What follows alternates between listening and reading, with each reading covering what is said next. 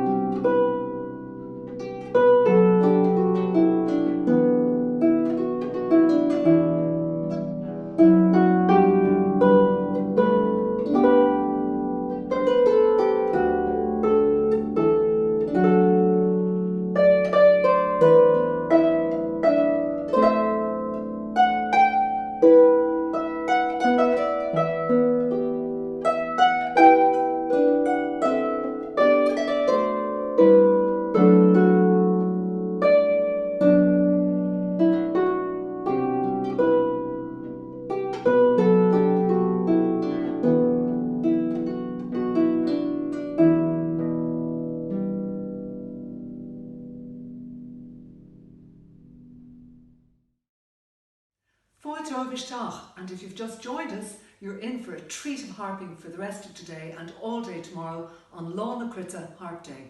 We've been overwhelmed by the fantastic response we've got from harpers from all corners of the world. So, if you want to hear more harping, tune in for the talks, the chats and the great harping. Bígí Lynn, Bígí Pórtach.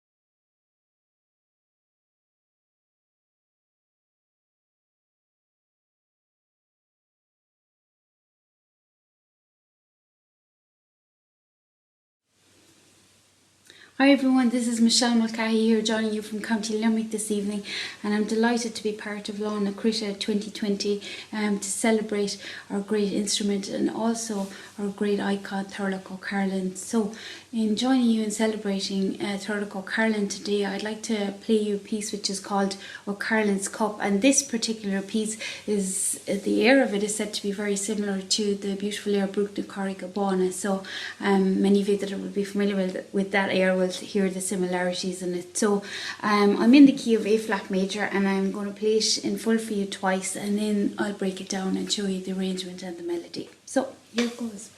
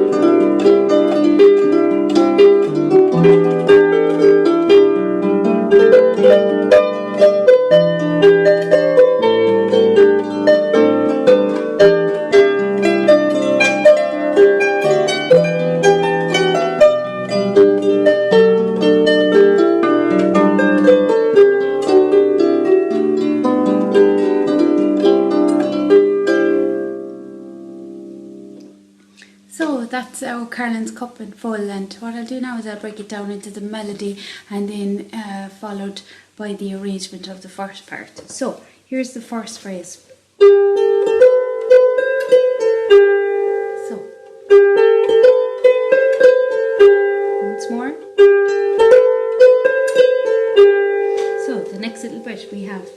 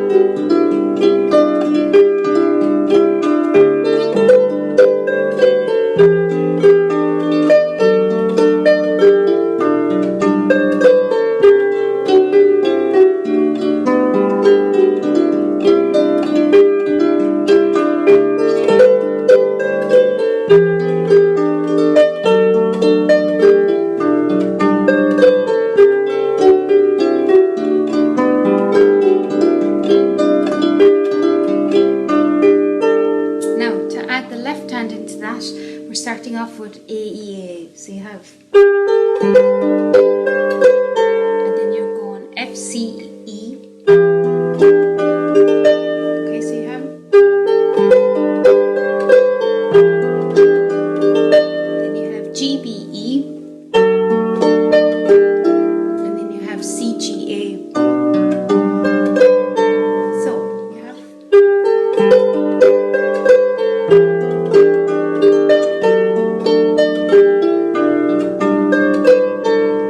okay, and then for the last line, then you have GAE on the left hand, and then you have CGA, and then followed by DAD twice, and then your linking chord then is EBD. Okay, so top of the first part.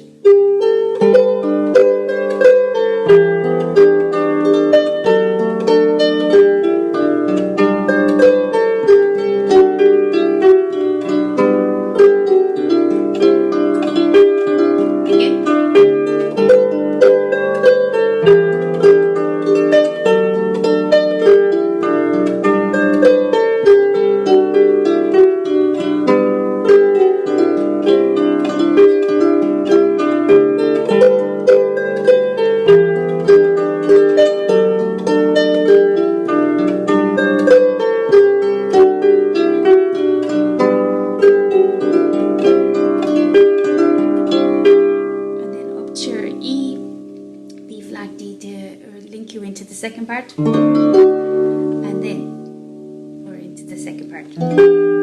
Okay, so that's the whole first part there.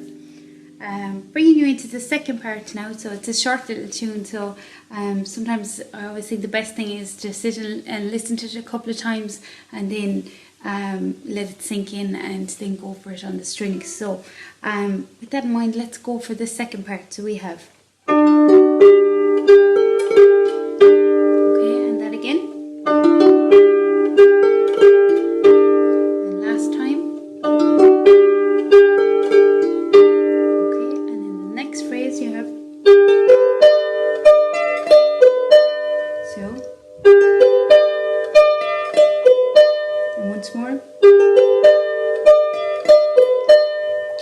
that whole first line we have, okay,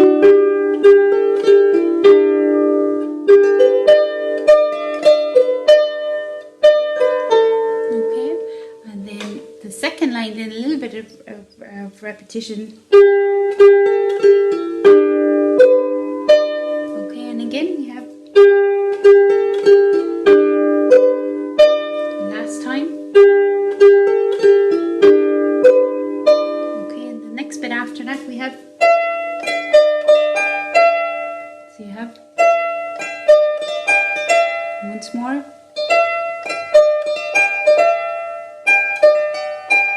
okay, and that links you into the second last line. So we have,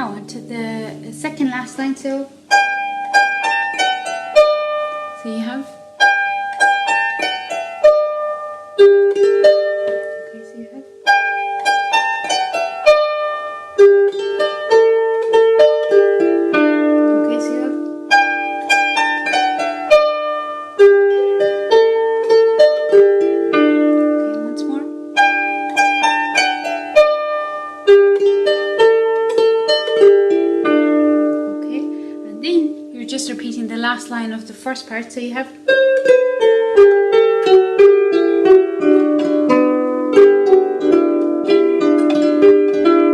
okay, so the second last line goes like this,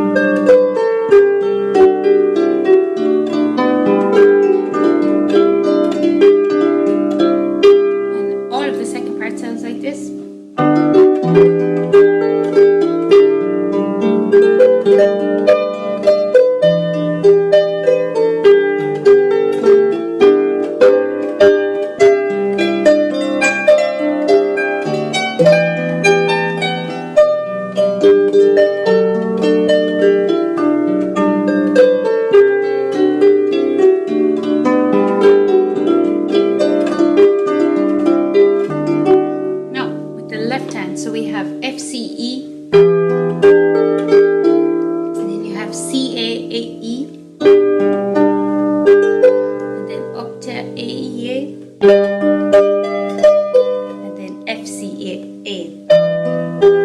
So you have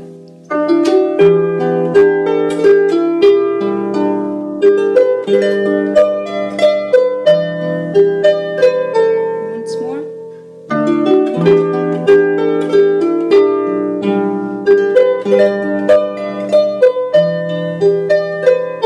Okay, and then you have AEC, and then a walking bass up on 10th. So you have A 10th, B 10th, C 10th, and D 10th. So you have and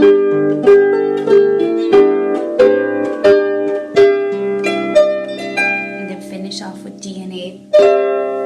So all of that again we have.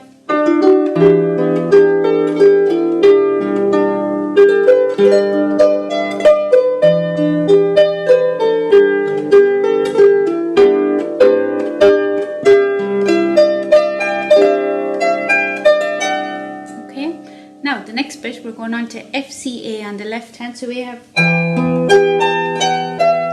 then you have CAE. So you have,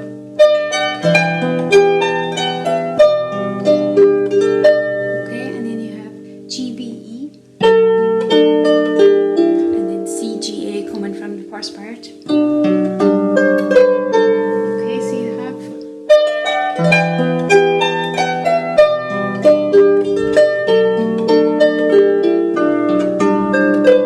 then you have DAE, then you have CGA,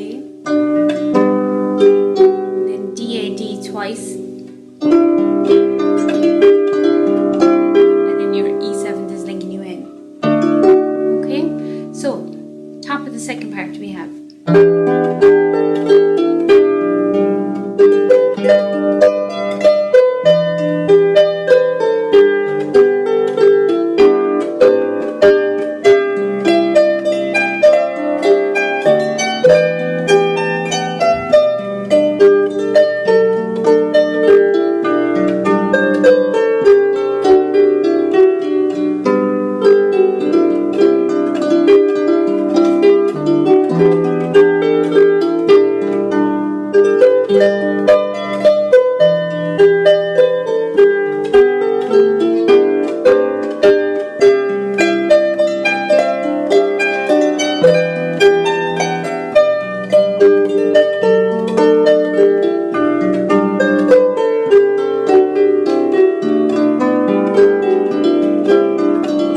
First part.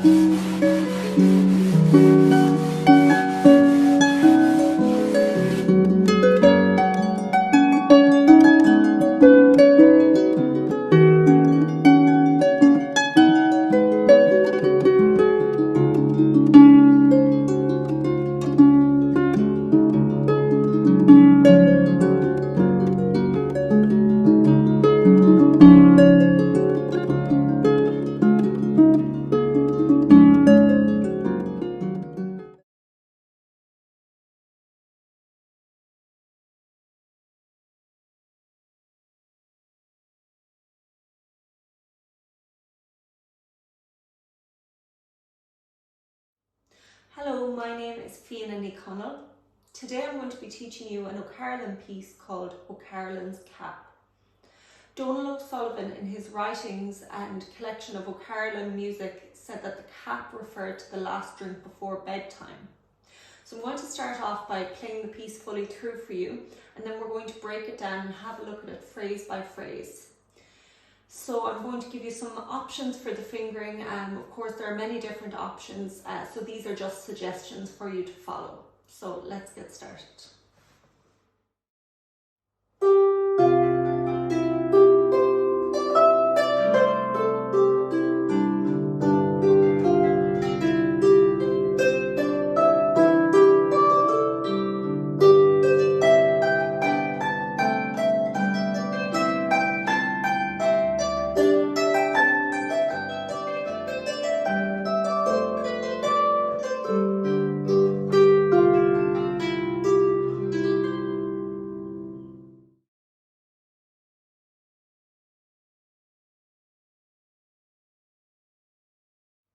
Okay, so the first phrase for the first part.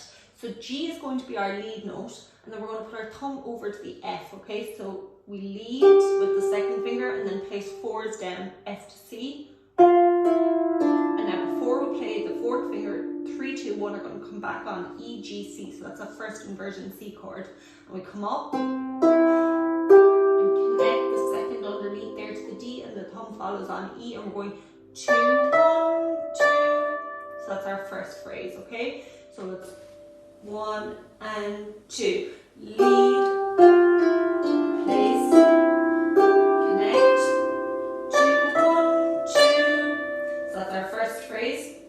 Now, second phrase, our thumb on C, second on A, third on G, and fourth on E. We're going to lead down to the D. 1, 2, 3, 4, D. And change the finger there for the repeat note. So let's do that again. Ready, and.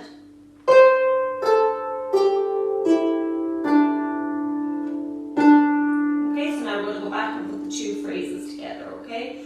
1 and 2. Lead, place, connect underneath, come over, fours and down to D. Starts G, F as your leading notes, and then 4 down from that F again. Place your first inversion C, and this time all off because we're going to do 3 up, C, D, E. So let's do that phrase again. Ready, and. Off, 3 up. Okay, and we're going to keep going to the fourth phrase now. So you have E, G, and thumb on the high D, and place 2, 3, 4 back on C, A, G, and we change the finger there at the end. So place that with the thumb stretched up to the high D, place, so you're skipping there, the B there on the way down. So what we're going to do now is just go back and put the third and the fourth phrases together. So we're going from the G, F as our lead notes. Ready, and. Place, off, last phrase, and change the finger there. Okay, so now we're going to go back to the start of that part, and we're going to put the whole thing together. 1 and 2. Lead,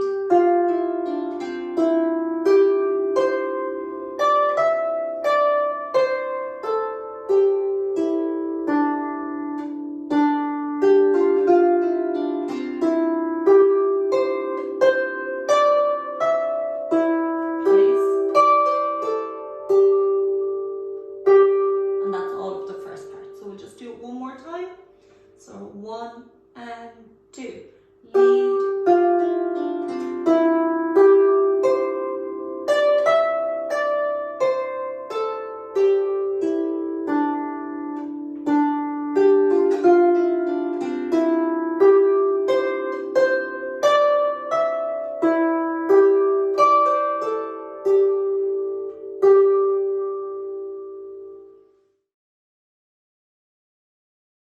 Okay, so the second part now, we're going up into the high octaves. So we have C, D, E and G. So leading up, ready, and leading in.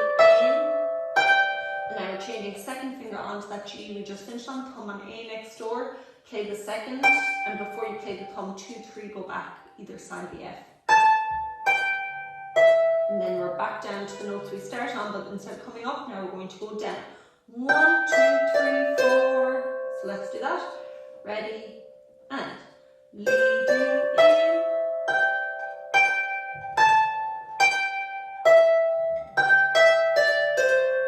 Okay, so the next bit then, E, G and A. Place back, this time with the fourth on the D. And again, change the finger on your repeated note, okay? So let's do that again. E, G and high A, ready, and.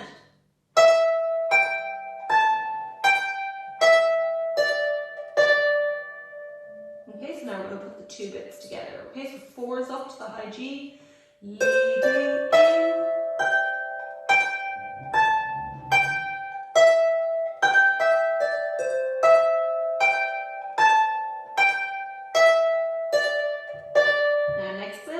So we have E, G, A again, place back, thumb on the G. So we've had that kind of shape before. So again, leading 1, 2, 3, 1, 2, 3, 4. Now here I added a cut just to make the fingering a small bit easier, okay? But you're going to have a 1, 2, 4. So it's E, D, C, 1, 2, and 4, cut, and then place 4s back up, C, D, E, high G. Okay, so again, go for the cut. 1, 2. Okay, so a little bit before, so E, G, A, and don't forget the long thumb. Ready, and leading 1. Cut, and back to G. And now 4 is down, E down to B. And 2, 1 back on C, D. And it's kind of like the same ending shape as the first part, skipping that B on the way down. So 4 down from E, ready, and place back, skip the B. So that's your last phrase, okay? One more time. 1, 2.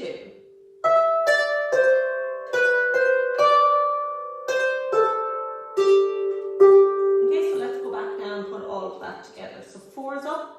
Thumb on the high G. Ready, and leading in.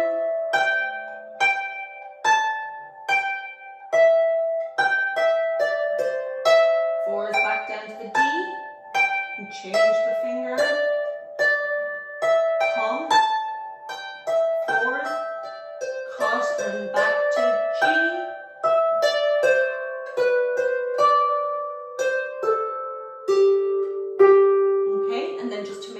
At the very end of the tune, just to finish off, I like to go back to the first phrase from the first part. Just to finish off. Okay, so now that we know all of the right hand, we're going to play it together from the start, and we might do it twice through because it's nice and short. Okay, so second finger on the G to start, thumb on the F to be ready. 1 and 2.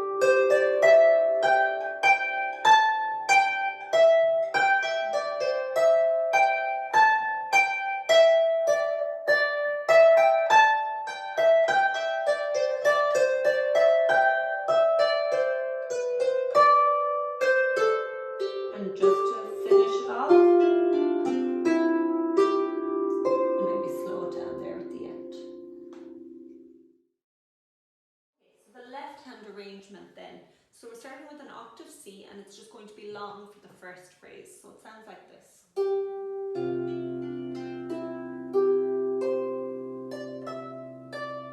Okay, and then the second phrase we're going to have G, A, C, and we're going to roll that chord. And then we're going to go octave G, and we're going to split. Top, bottom. So that sounds like this, and it's going to come in with the thumb note. An octave G. So it starts with the first D, bottom note on its own, and then you bring in the next right note. Okay? So third phrase, then you have your C, and then we're going to do a little melody double. So we're going to have C, D, E, and down to the low E with the fourth finger there. Okay? So that sounds like this.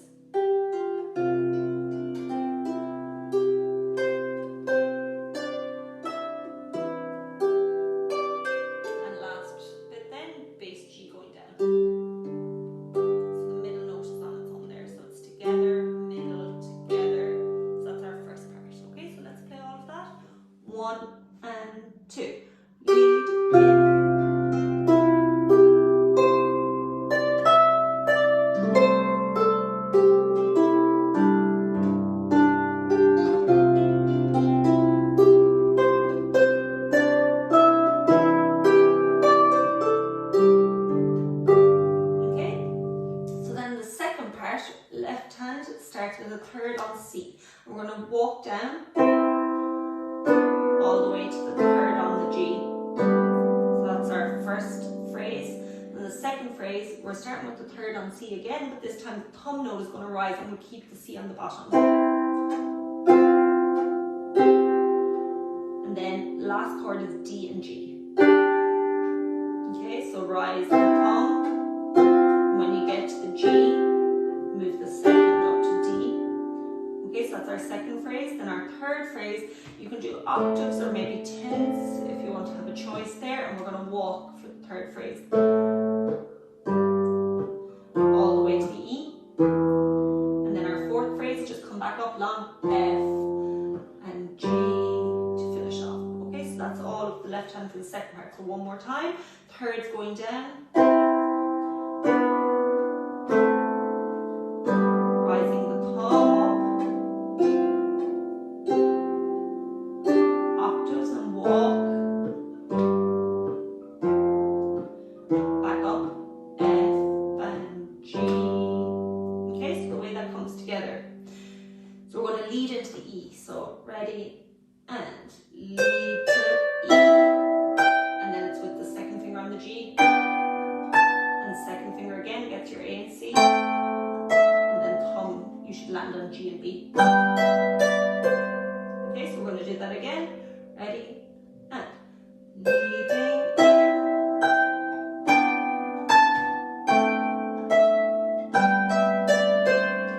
Okay, and now we're straight in for the next phrase.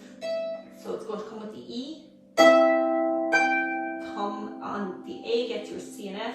And now fifth on C comes with the E. And the last D gets your D and G. So we'll do that again. Ready and.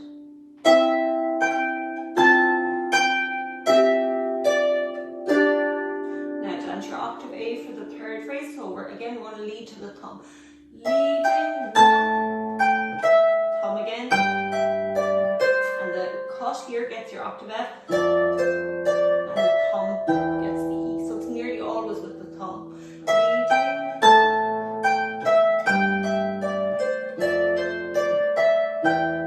Now octave F, and that's going to be with the C. And G with the A. And then maybe a G7. Because that'll lead us back into the first part. And as I said, at the end we like to finish with the first phrase. And maybe a full C chord there would be nice. So let's play all of the second part. Ready and leading in.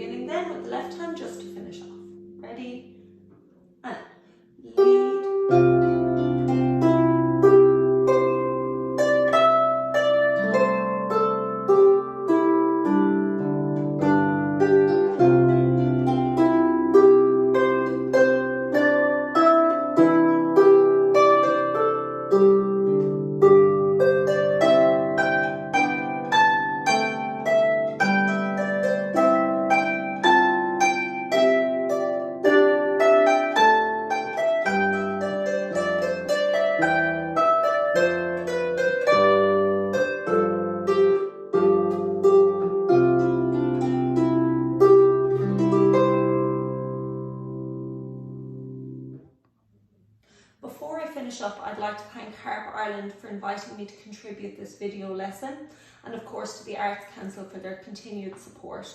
I hope you enjoyed learning this Carolan piece of music with me, and make sure to keep an eye out on Harp Ireland's website for more fantastic online events as part of National Harp Day. Slán.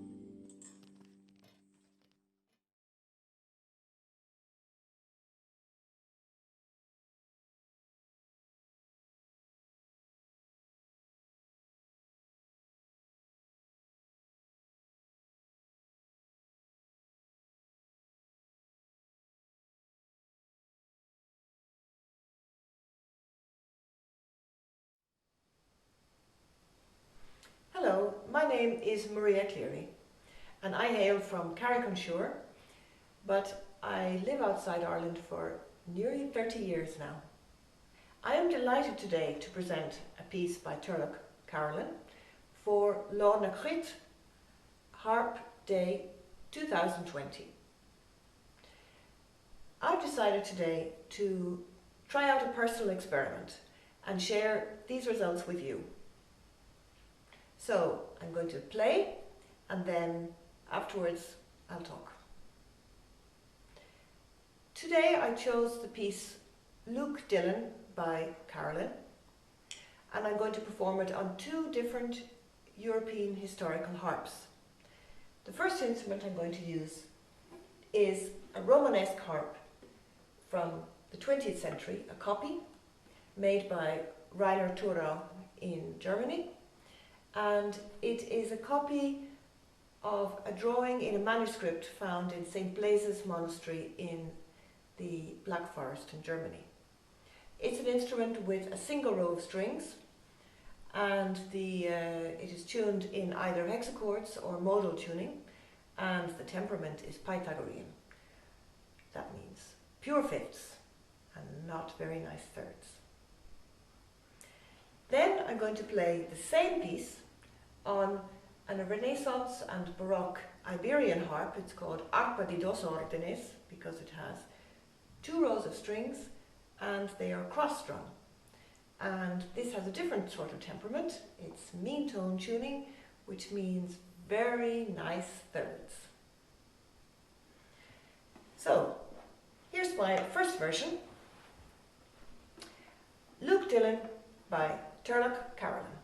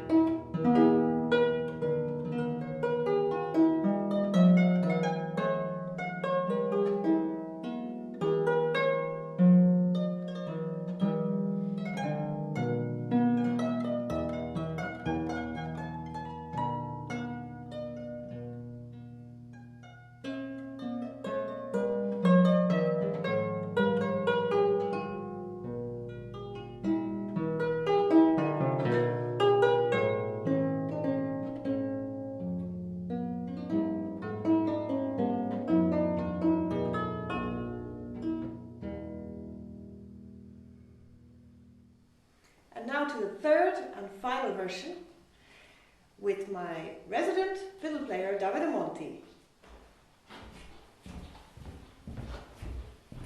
Ciao, dear. Ciao. Would you like to play Luke Dillon with me today? I'm delighted.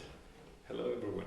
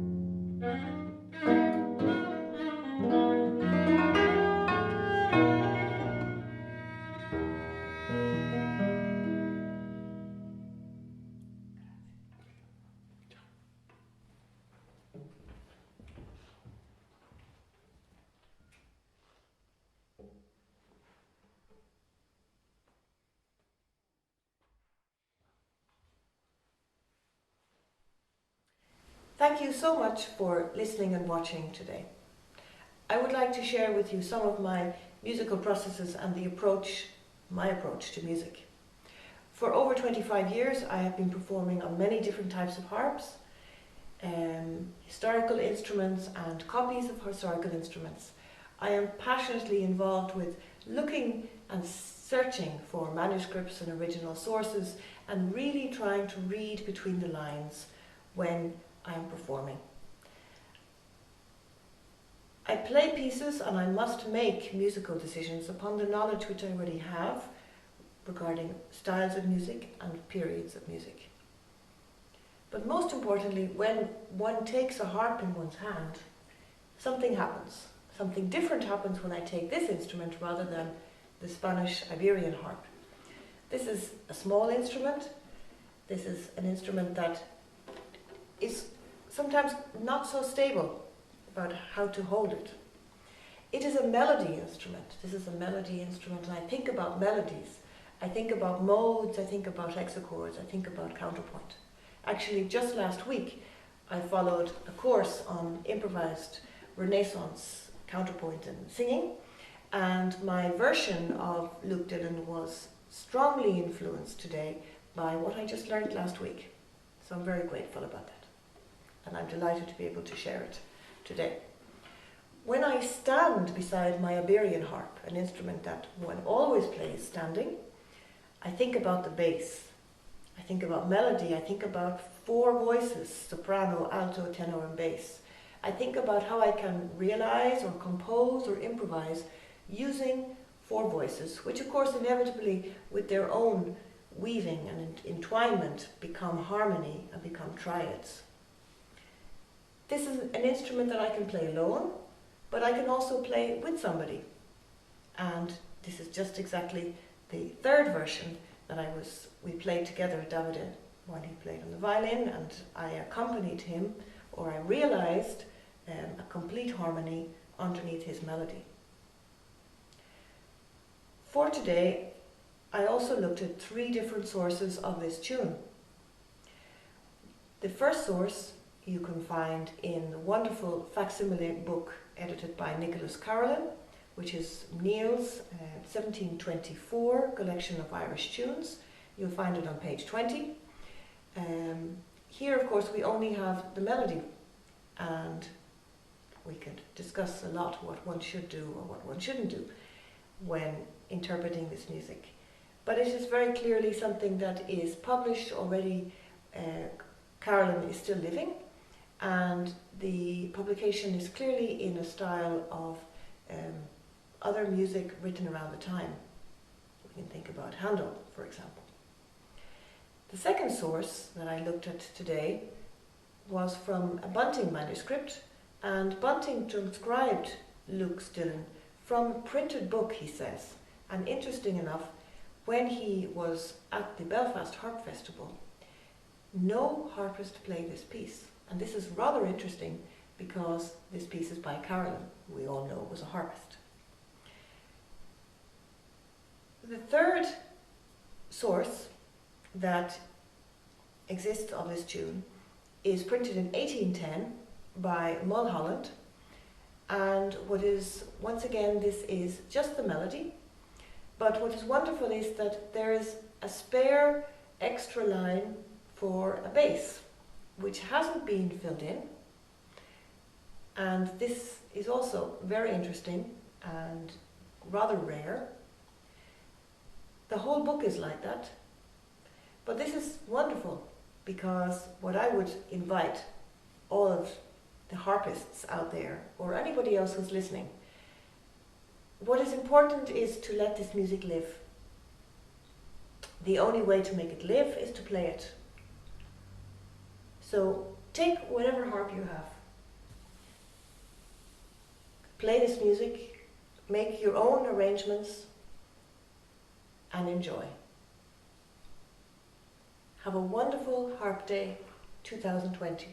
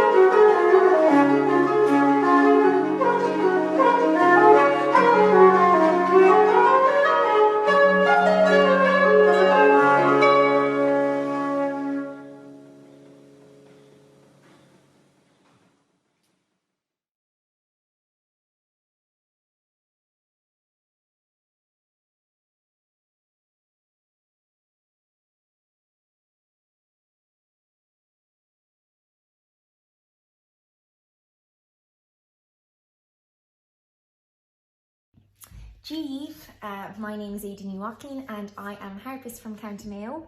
I'm delighted to have been asked by Harp Ireland to come on today and teach Carolan Siún to mark the day that's in it, National Harp Day. It's a very important and special day today, and I'm actually very excited to tune into the performances today on the Harp Ireland Facebook page.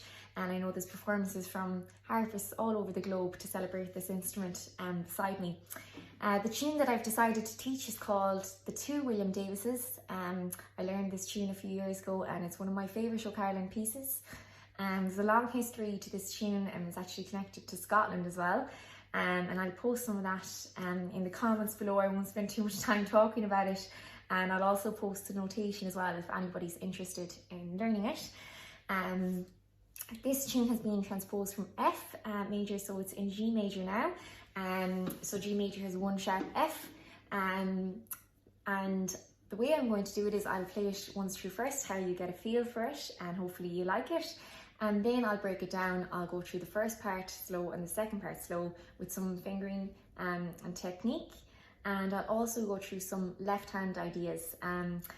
So obviously this is not set in stone and you can make your own arrangement as I have. I'll just give you some ideas if anyone is learning it. Yeah, so I'll play it through and hopefully you like it.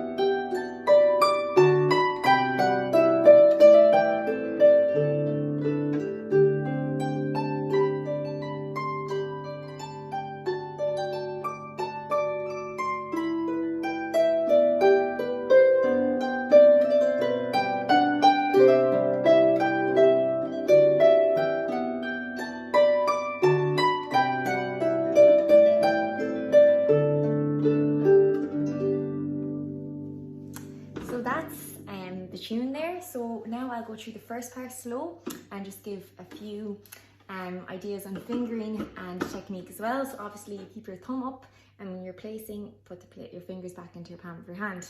And I'm sure every teacher out there says the same as that. So the first three up. So thumb on your D, and then place 3 on your B, D, G.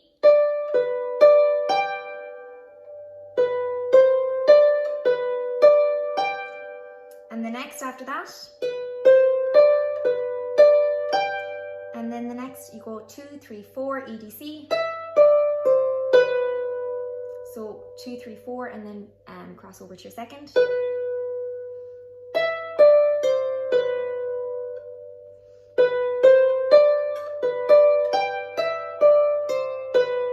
Play that twice.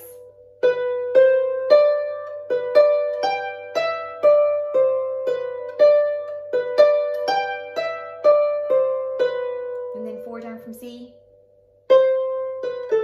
so 3 down from C, 4 up from G, and then second on your D, cut from the E, down, so you're going 4 down to the B there, and then G, F, G, thumb, 2, thumb, so 1, 2, 1, so I'll play that again. The next part, starting on your E, second on your E. So here you can do 3, 2 or 2, 2.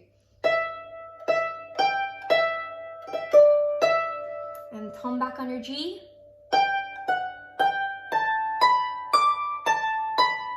So 1, 2, 1. 3, 2, 1, ABD. 2, 1. And then 4 down from G. And then 3 up from D. Skip the F. Skip the C here, 3 up from A. And then A is, so 2, and then cut from the B to the A.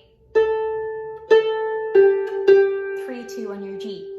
And if this is going too fast for anyone watching this video right now, you can always pause and go back. So that's why I'm not repeating myself as much as I would in person in a class or on a Facebook Live.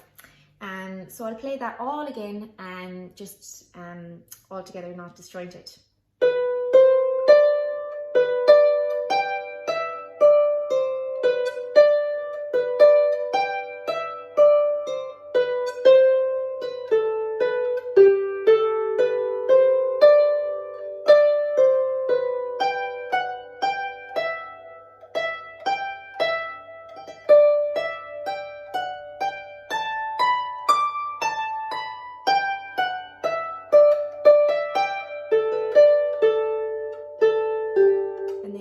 Again, if you're doing it again, 4 up from G, and then when you're finishing when you finish the first part twice, you're just ending on the G, so 3, 2 on the G.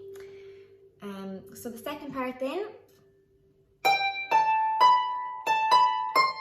4 up from G, so I'll do that again, and you're doing 3 up from A in that as well,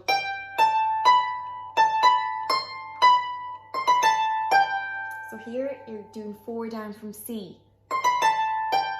I'll do that little phrase all together.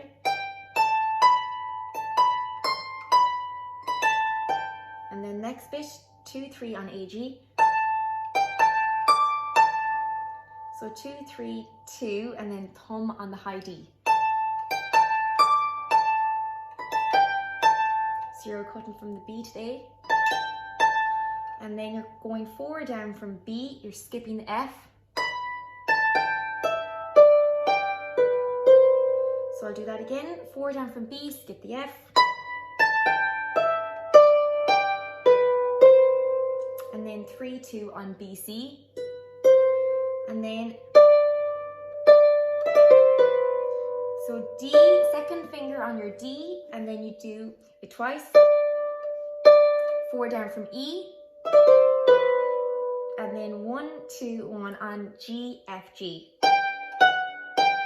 Okay, and the next bit is your E, E again. Okay, so that's the same as before. I'll just play from the beginning of the second part again.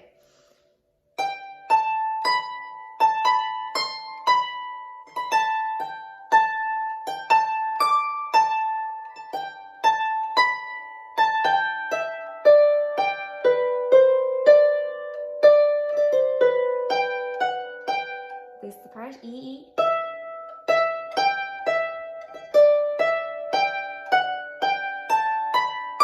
So here you're doing a crossover. So 2, 3, 2 on G, F, G.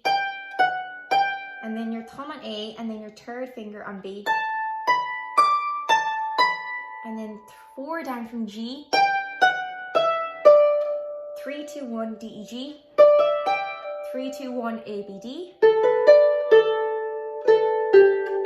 Of course, there's lots of different fingering that you can do for some of these passages, and sometimes I even do different ones. If you notice that I'm doing different fingering sometimes than I did before. So I'll do that second part again. So 4 up from G.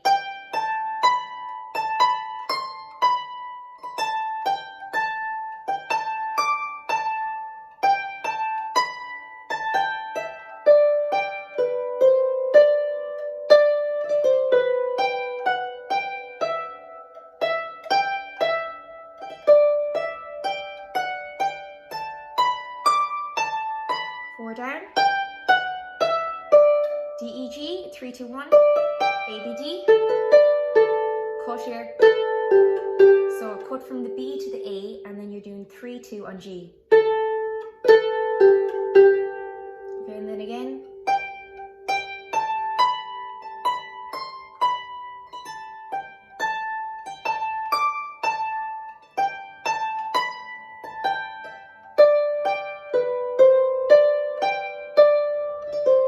So this time I just added a high G, just an ornamentation. So 3-1-3 D G D, and then 4 down from E. 1-2-1 G F G. 3-2.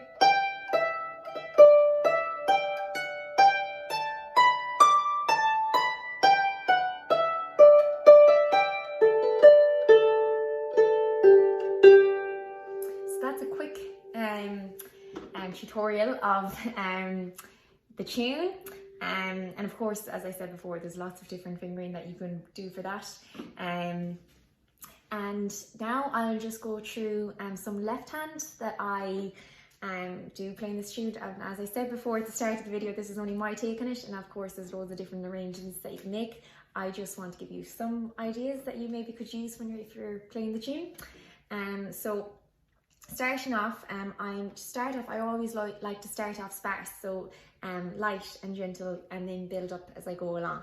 So G and D, F and D, E and D, C 10th, B 10th, A, E, C, and then B, G, D, C, G, C. And I love building up the chords as well. And all of these chords are mainly broken at the start, and then I do block chords then. So C, G, C, E, G. D 10th, and then E, B, G. So E, B, G, A, D.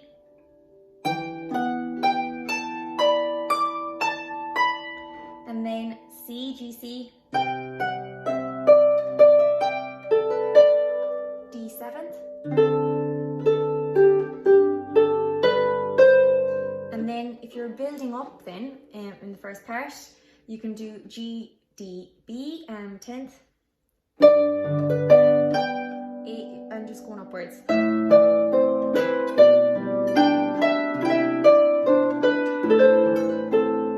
Add an E, A, C in the right hand.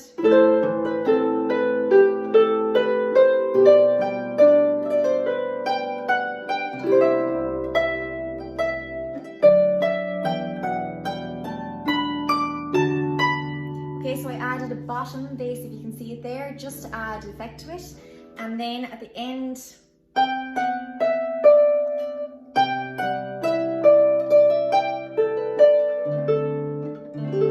I do so D, A, C, and then F, G, A in the right hand, and then B, D, G in the right hand. So that's the first part. I'll just play it once through with some of that.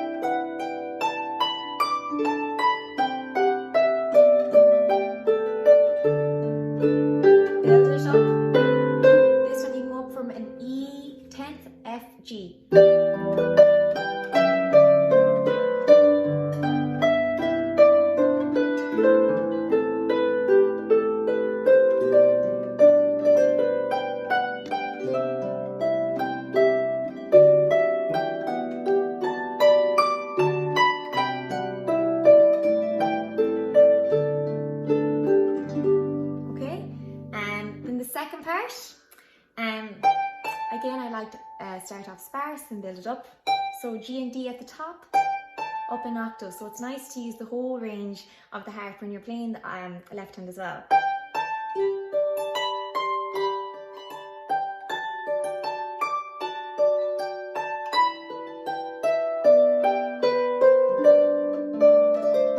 So just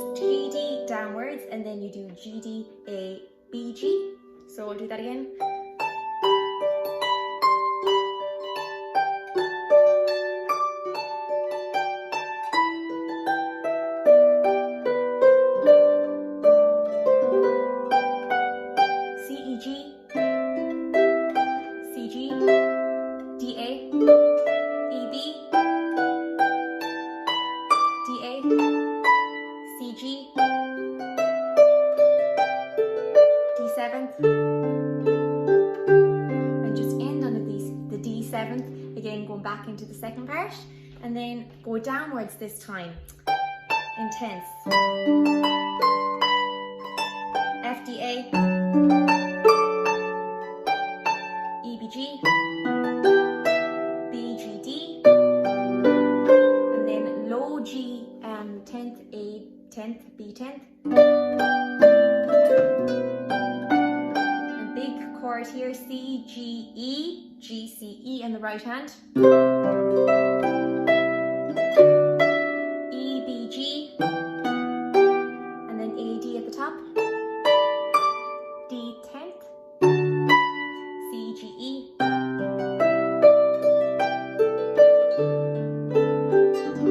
I'll just play that all together, just starting off sparse and building up.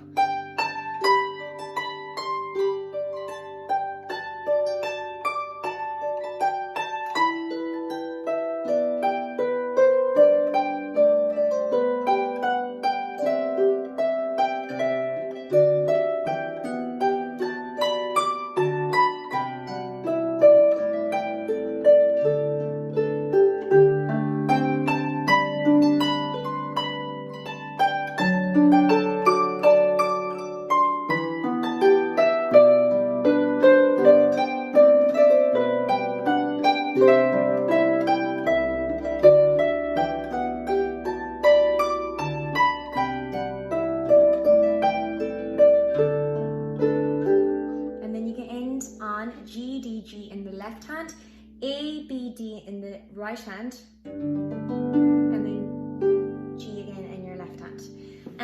So that's two William Davises, and I hope you've enjoyed it somewhat, and I hope I've done it justice. If anyone has any other questions or anything like that, please put them in the comments or message me or anything like that. I don't mind. And of course, I will add the sheet music to the comment section. So, Gurmí Mhaicín and Slán go fóill.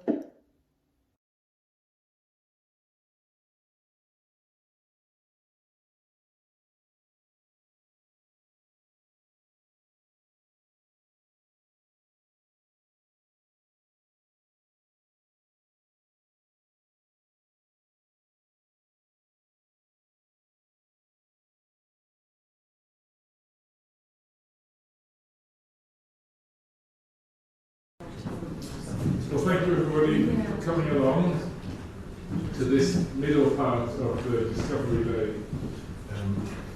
You've heard what it all sounds like, and now we're going to talk about how we get to that point and where we're going next. And we're here as part of the Remembering Bunting Festival. And so we need to talk a little bit about Bunting and his role in interacting with the Harpers.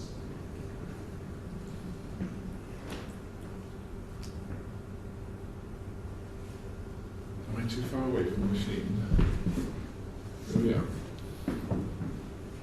Bunting was a classical musician, and this is very important because sometimes we get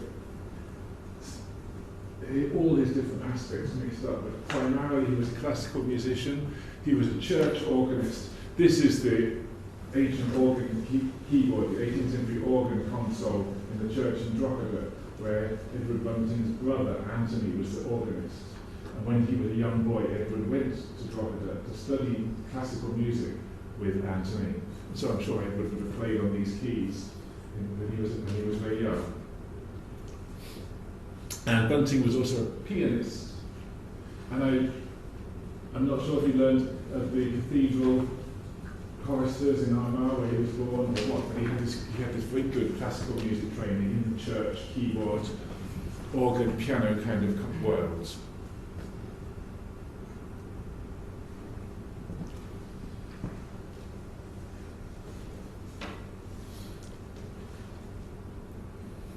Now in 1792, the learned gentleman of Belfast at the Linen Hall Library organised a gathering of Irish harpers.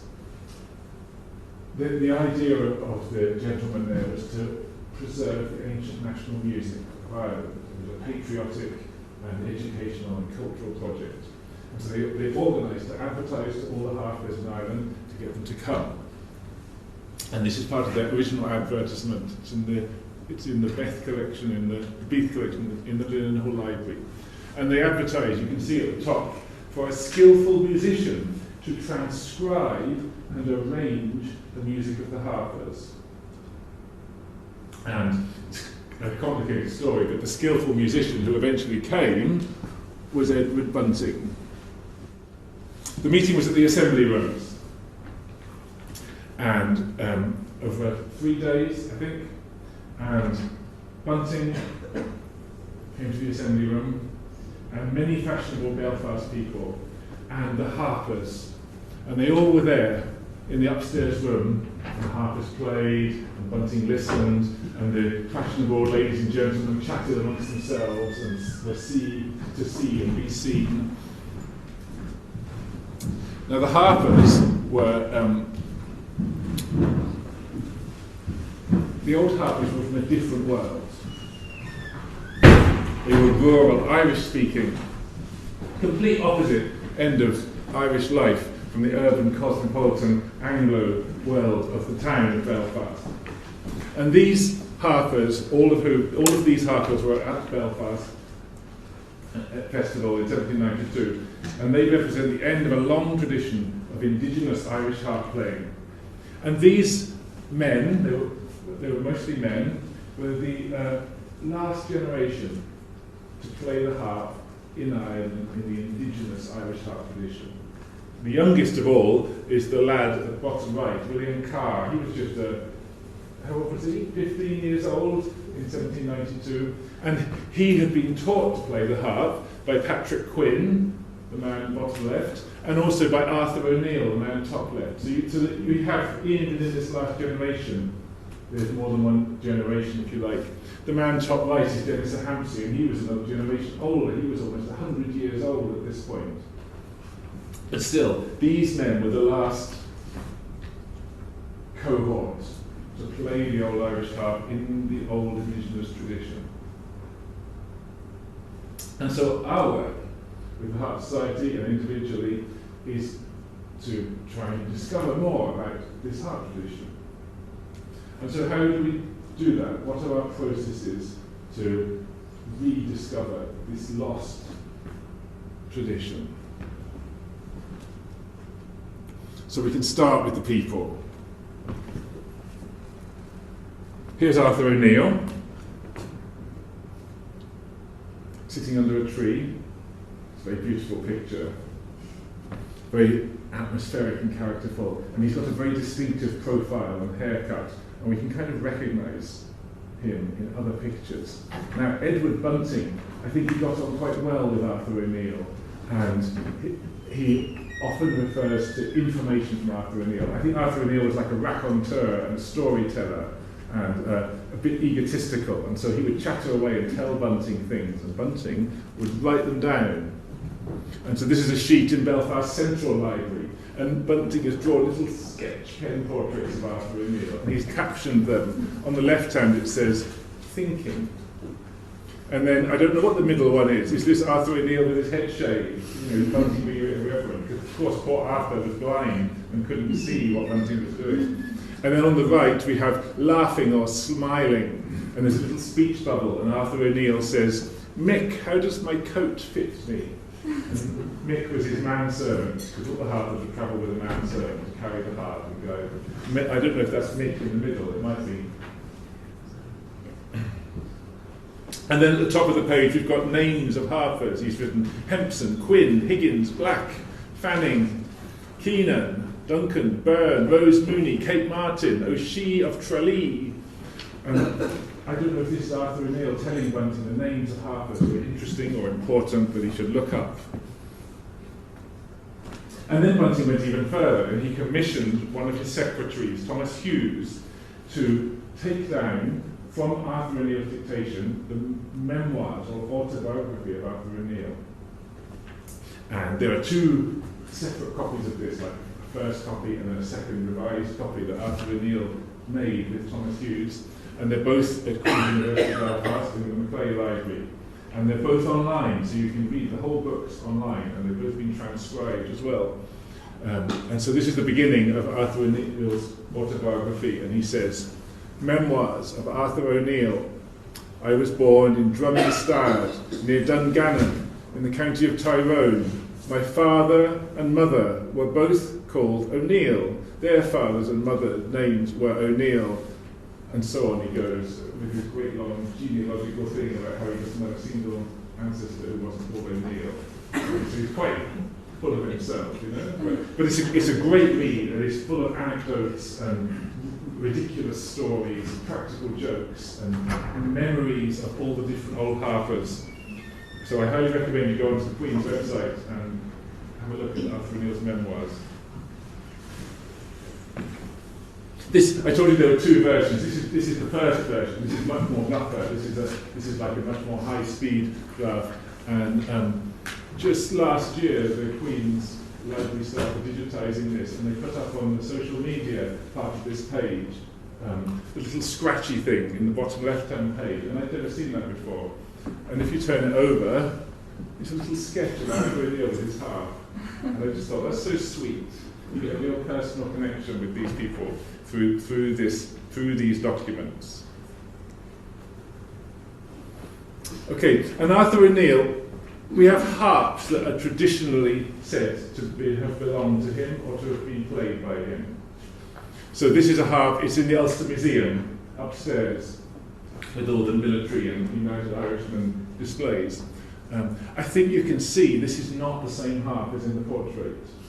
So I don't know if this harp actually belonged to Arthur O'Neill, but if it did, it's not the one he's playing in the portrait, and I think it might not be, but how do you tell? It's very difficult.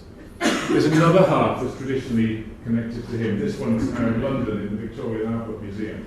But it comes, they got it from Seagull and they brought it down.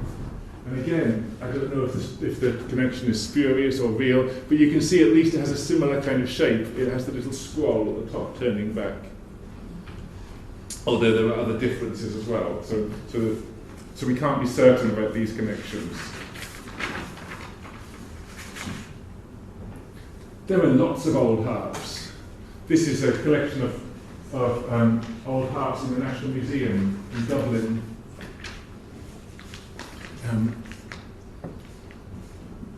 You can see that they're all different. There's no two that are the same. And yet, if we start looking at this collection, we can see that there are things that they have in common. They're all quite large, this kind of size off the ground. They all have metal strings on them. Usually, most of them brass wire strings. They don't have any mechanical mechanisms or levers or stops to change the pitch of the strings, so they don't have any semitones. They play just a diatonic scale, a bit like the white notes of a piano. And they don't have any feet to make them stand up. And so this is a completely different world to classical pedal and lever harps. Classical harps in the Anglo-European classical tradition, have gut strings which are colour-coded, so you play them visually, and they have mechanisms at the top or with the pedals at the bottom, the mechanisms which change the strings to make sharps and flats. So that's the classical world, the key changes and that soft, round, plummy sound that we think of with classical harps. But these are not part of that world. These are a completely different world, an Irish world, in complete contrast to the Anglo-classical. So the Irish harps with metal strings and that sort of strict diatonical tuning with no sharps and flats. And some of these harps from the National Museum are ones that we have copies of here. This big one here is a copy of the harp on top right. This one here is a copy of the harp at top left.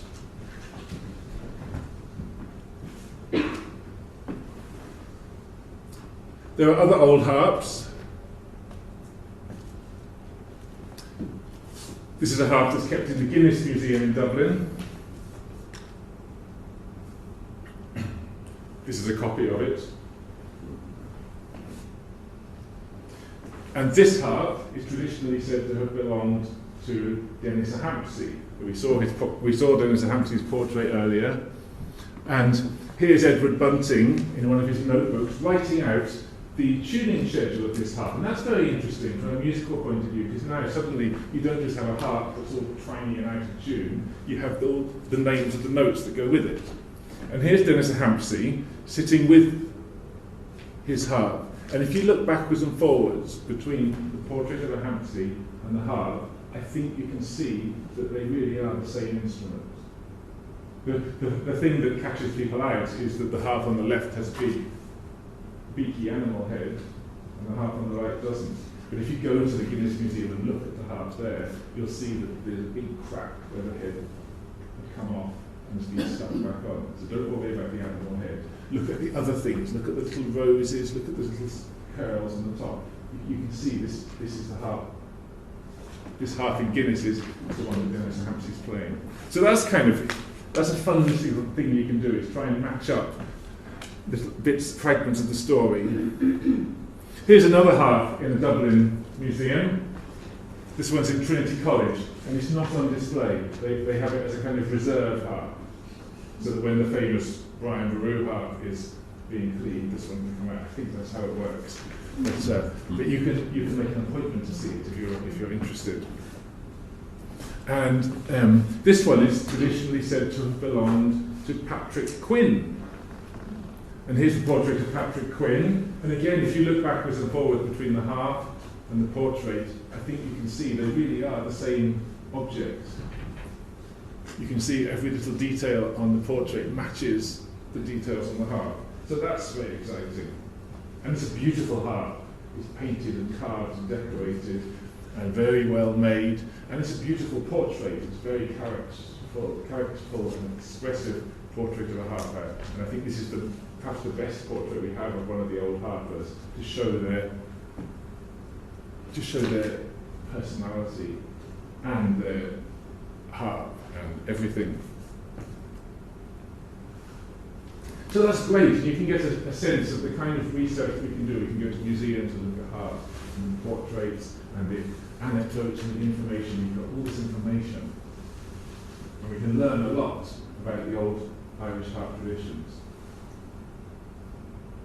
But suppose we want to do more than that and hear it and play it and get it up and running again. Well, the first thing we need is to get hold of a harp. And bear in mind that we don't want a classical harp to play the old Irish harp music on. We want an old Irish harp with metal strings and everything, just like Denise Hampsey and Patrick Quinn had. So here's an old Irish harp. This harp is supposed to have been one of the ones that belonged to Carolan. There's more than one harp that belonged to him, and they're probably all true, because why would you only have one harp? But this is one of Carolan's harps. It belongs to the National Museum in Dublin, and I think you can see that it's not possible to tune and play this harp. It's too fragile, it's too old, it's too broken, it's too rare. You have to wear protective gloves to even inspect it. It's kept in a special climate-controlled storeroom in the museum with these soft pads and cushions for it to rest on because it's so old and valuable and fragile. So this is me in the museum inspecting it and discussing technical aspects of it. The museum agreed that we could have the harp scanned, so the laser scanner came in and they did a 3D scan of the harp, and you end up with a 3D model of the harp that you can view online, and you can rotate and twist and turn it to any angle. You can look at the harp from whatever angle you like from the top. You can cut a slice through it. You can see the section of the sound board. You can get as much technical plans and templates as you like. And you can give those templates and plans to a harp maker who can use that as blueprints to make a new harp. And you can see here on the left he's gluing together the big pieces of wood to make the frame of the harp. And on the right, he's carving the sound box out of a big single log of wood, hollowed out from behind. So it starts as a tree trunk and it ends up like an eggshell, it's fine and thin, all following the data that you get in the museum from inspecting the original. And then once you have the new harp, you fit strings onto it, brass, wire, strings. You can see the reels, different reels of brass and fitting onto the new harp. And then you can tune it with the scheme that Bunting gives us, taken from Dennis Hampstead. And the special thing about that tuning is not only do you have a run of notes with no sharps and no flats, but in the middle of the harp are two tuned to the same note. And Bunting explains in great length in his books about these two strings called Macaulay. In English they're called the sisters, to be a little bit more polite and discreet, and they're both tuned to G, and they're the first tunes that you tune when you tune the harp, and lots of information about the alternative names and that kind of thing. And they're perhaps the most distinctive thing about the old Irish harp, the metal strings, and the Macaulay tuning. And then, at the end of that process of research and documentation and making and stringing and tuning, this is what you end up with. New harps, which are exact working copies of the old Irish harps in the museums. And we can use these new harps to learn the old playing technique. You can play them in a way that you can't in the museum, but here in the classroom, there are the harps, you can pick them up, you can play them, you can learn the old playing techniques, and you can hear the old sounds of the old metal-strung Irish harp.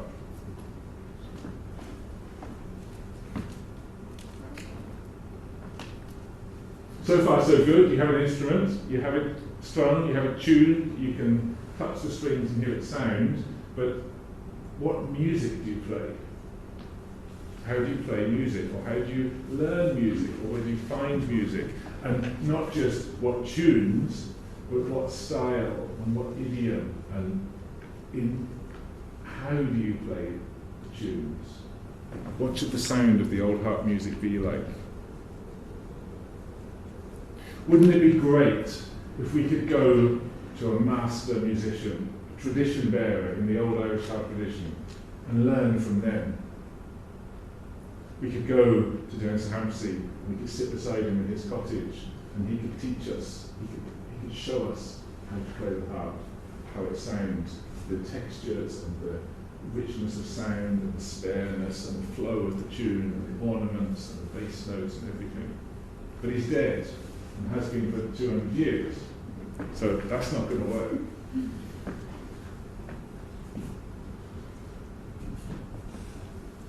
But Edward Bunting went to Mulcahy and sat beside Dennis Hampstead in his cottage.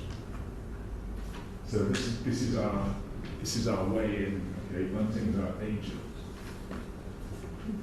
So basically, Bunting had listened to the old harpers in Belfast, and I don't actually know if he wrote any tunes down at Belfast at all, or if he did, we don't have them. But he certainly wanted more, and so he set off touring around the north of Ireland, and we know he went to McGilligan, and we know he went to other places and met other harpers. He travelled out into the countryside to find the old harpers in their cottages or big houses. So he went to McGilligan in County Derry to visit Dennis Hampstead. And Dennis Hampstead played, and as Hampstead played, Edward Bunting jotted down the tune in his little pocket notebook. And this little notebook is preserved in Queen's in the Mulcahy Library, and that's a great treasure to have the dots, to have the jotting.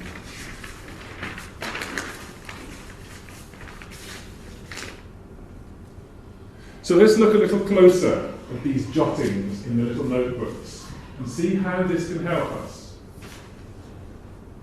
This is a page from that notebook in the Mulcahy Library, and it has a tune that Bunting collected from Dennis Hampstead in McGilligan.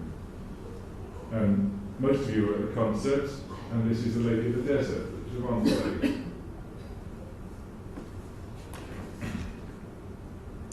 So, Bunting takes the little notebook full of tunes back home with him to Belfast.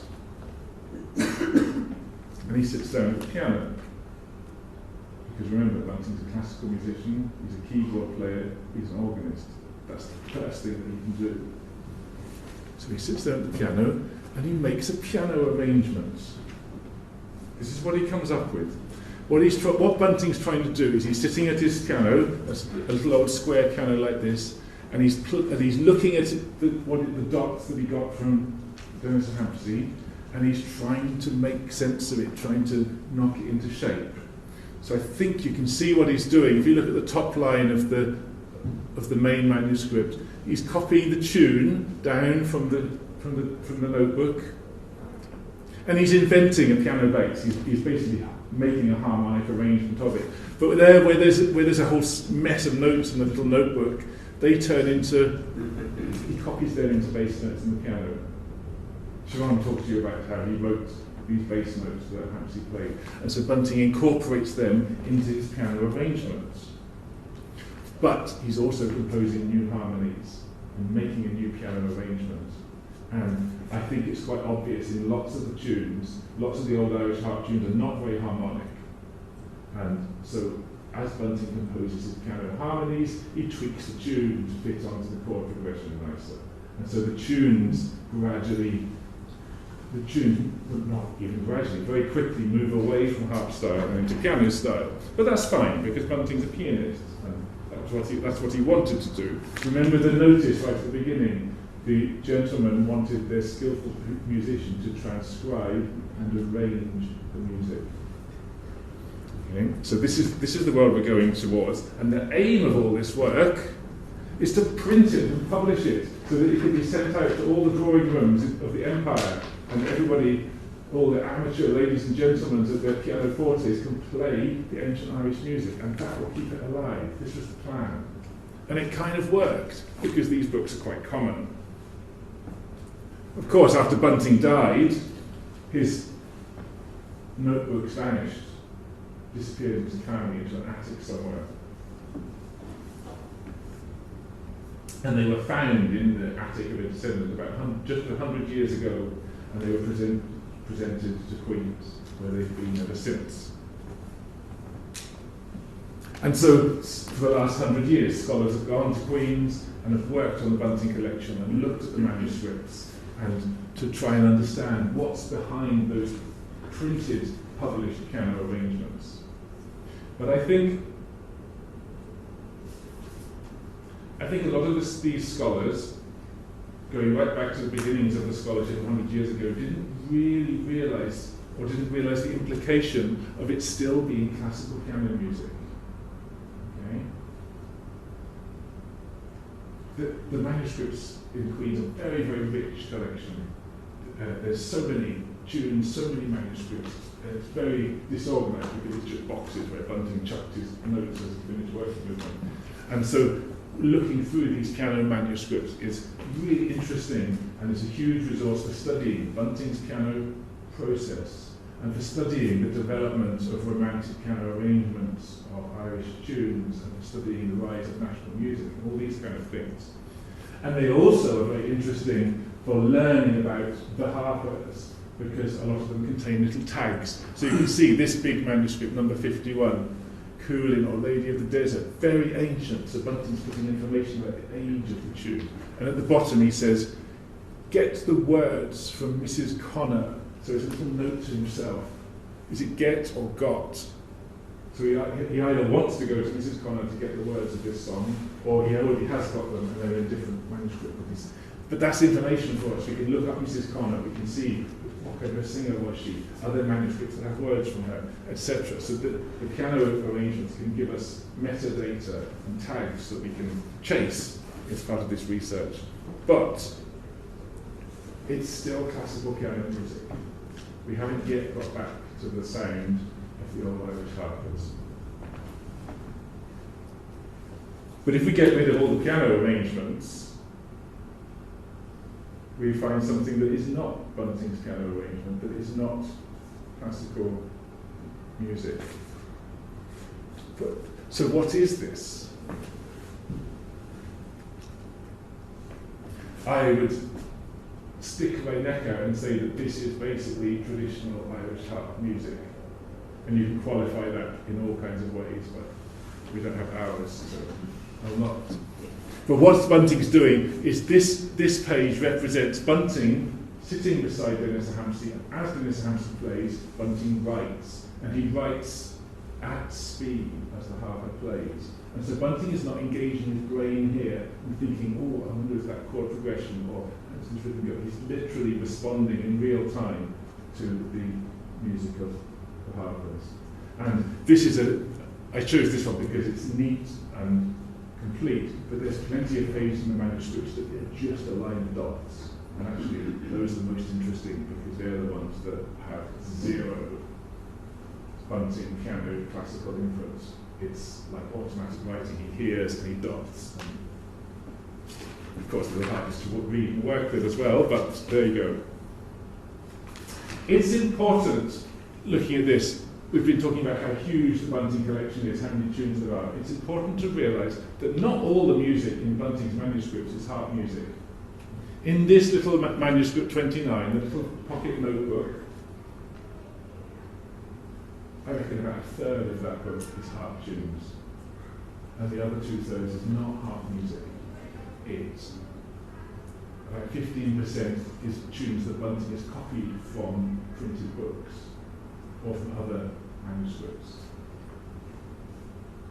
And half or more is copied from pipers, singers, fiddlers. Roisin talked about that there are all these songs in Bunting manuscript. But yes, because Bunting collected tunes, he sought out singers, he sought out pipers, he sought out collectors who had old books and old manuscripts with printed Irish tunes. He was trying to get Irish tunes in any source possible. And the harpers were just an interesting, rich and useful source. So one of the tasks that I've been working on a lot recently is how do you tell whether a tune's a harp tune or a song, air, or a fiddle tune? How do you tell if it is written down live from the playing of a harper, or if it has been copied from a printed book, or if it's a start of the piano arranging process? And we could take a 3-hour break and argue about this page and how much of this is Bunting thinking classically and how much is his naive, straight transcription of what the harpers playing. It's a huge subject area. And there are hundreds and hundreds of tunes. I reckon there's about 250 transcriptions written live from the playing traditional musicians, and probably half of those, so 100 or more, are written live from the playing of harpers. So that's a huge body of work, and it can take weeks to look at each one.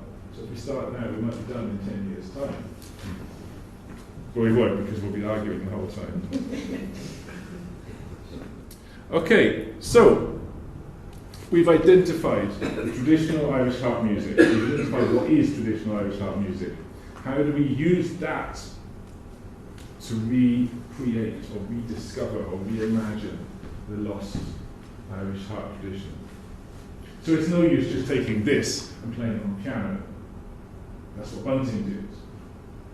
So that's been done 200 years ago, and it's lovely, but it gives you classical piano music.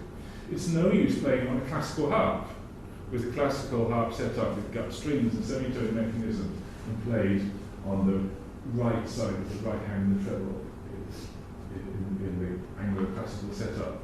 Because that's the same Anglo-classical music world as the piano, and it would take us the same kind of direction that you.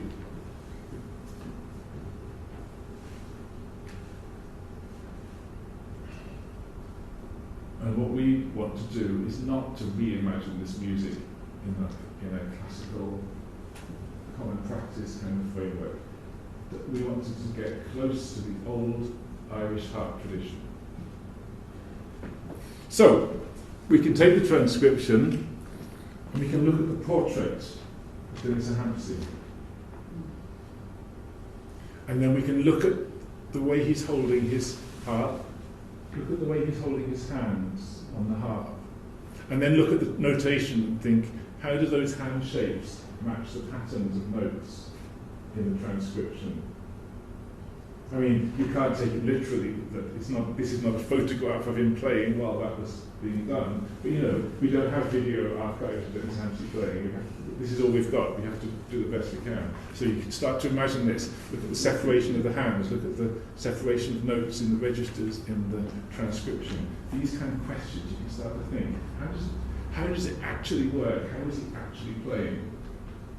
Look at how he sits. Look at how he places his fingers on the strings. Look at the different shapes of his hand. Look at the way his left hand is curled in the treble. Look at the way his right hand is spread out across the bass strings. He's not looking at the strings, or he's not looking at his hands, and he's not looking at his fingers because he's blind. So that tells us something about his working method and his playing style as well. And then, of course, I've talked about how he puts his fingers on the harp. Well, we can look at his harp and we can try and see, look at where his hand was touching the side. Can you see it? Do you think it's more shiny? Do you think it's more shiny where his knee's touching it? Is there physical cues in the instrument that can help guide us how we put our hands? Except we can't actually go to Genesis and sit down with his harp and play it because it's too old and fragile and broken. But we can send it off to our harp maker and they can make an exact copy that works in exactly the same way, and string it with brass strings and tune it with the same tuning with the sister string from Macaulay. And we can use that. Just the same as what Denise has, to copy his posture and to play the notes that Edward Bunting wrote, Stream of Consciousness, as a direct response from his playing.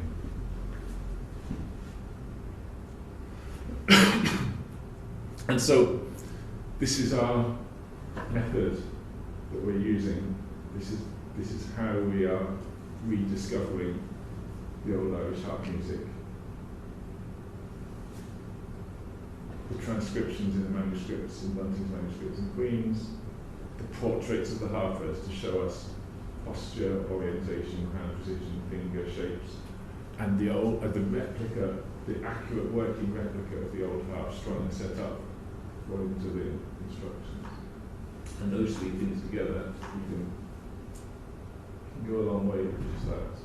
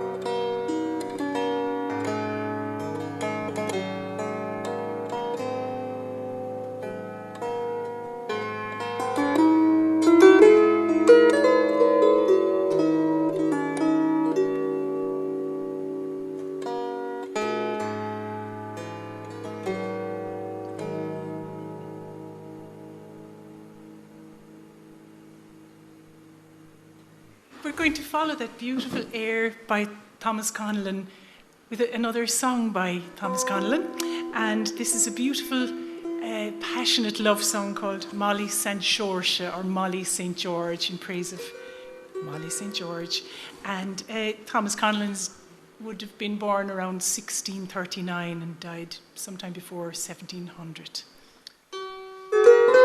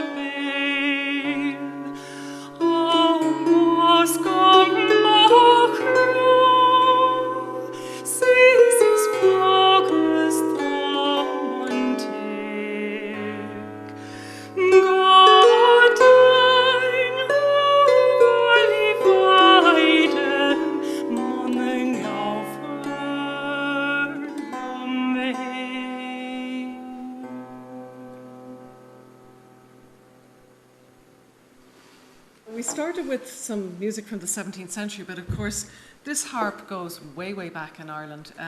The first glimpses we have of it are maybe in the 11th century, but it may go back even further than that. So we probably played it for nearly 1,000 years before it died out in the year 1800.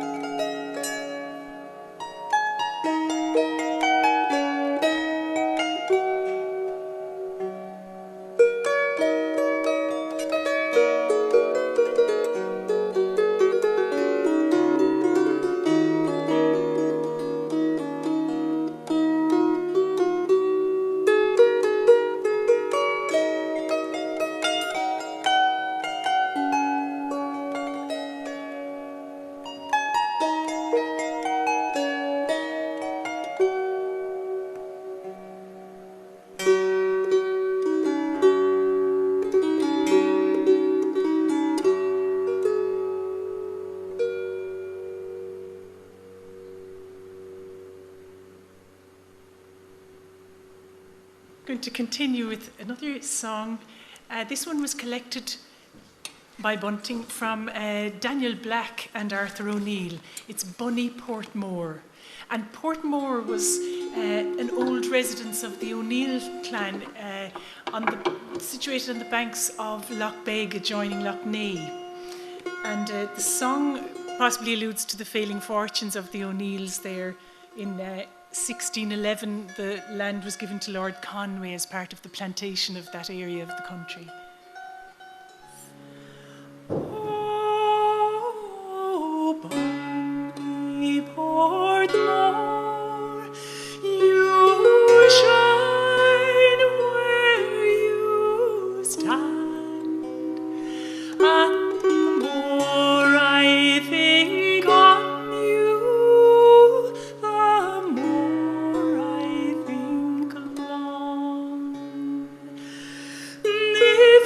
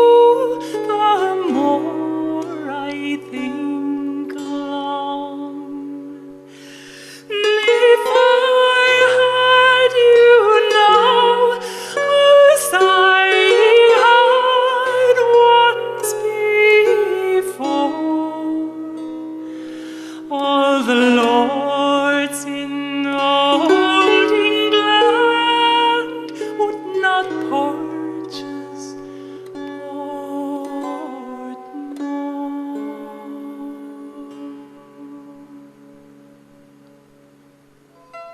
So if Eibhlís gets to sing such a beautiful lament, I want to play one of my favourite laments, collected from Patrick Quinn, the Armagh harper in the 18th century by young Edward Bunting. We keep mentioning Bunting because without him, most of the music probably wouldn't have survived. He was the first sort of organised music collector in Ireland. It was kind of an astonishing thing that he started doing when he was 19 years old. Mind you, he was employed to do it, but it became a passion that took up his whole life. And so he collected from one of the great 17th century laments from all the Jacobite wars that, of course, we always lose. And so one of the great laments is Limerick's Lamentation, and in Scotland it's known as Lochaber, and that was the title that Patrick Quinn gave to Edward Bunting, was Lochaber.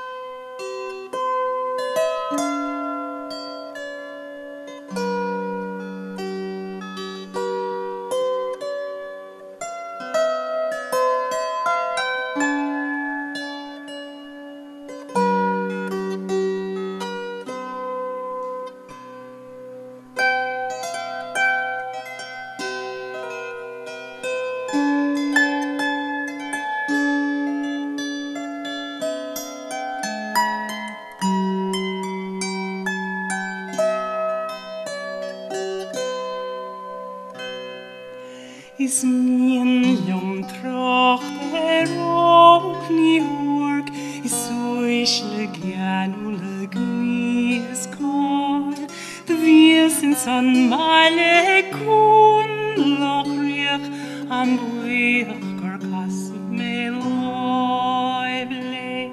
Is serox is trehoch an weiden heskofante, grokrine heren an perle Escalanta, olige trenes na delige fall, verhoren fedin in bavi.